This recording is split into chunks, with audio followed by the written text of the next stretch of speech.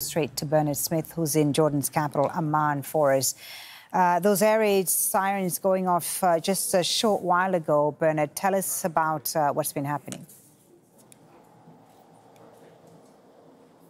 We had them here as well in Amman, Foley, and we saw at least a couple of missiles going through the sky, and it looked like, well, it at least looked like one of them was intercepted. Yes, that's the second one there's been this evening. I think 4 or 5 missiles. The number that Iran is firing has certainly been reduced over the last few nights, either because Israel says it's destroyed where a lot of places where Iran launches the missiles from.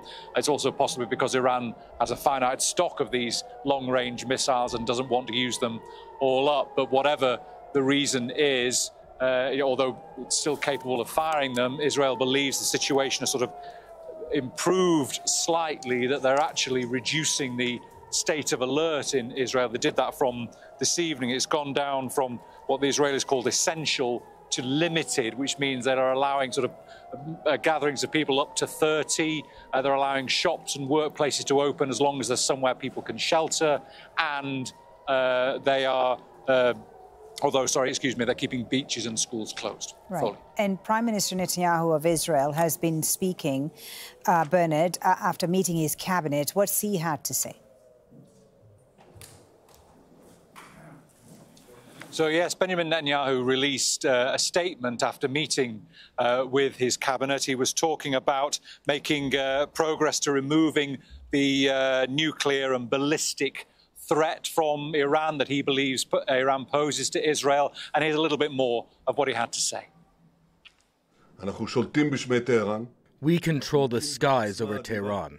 We are striking the Ayatollah regime with tremendous force. We are targeting nuclear facilities, missiles, command centers, and symbols of the regime. I must tell you that I speak with world leaders, and there is tremendous admiration for our determination, for the achievements of our forces, and also great admiration for you, the citizens of Israel, for your resilience and your strength. We are suffering many losses, painful losses, but we see that the home front is strong, the people are strong, and the state of Israel is stronger than ever.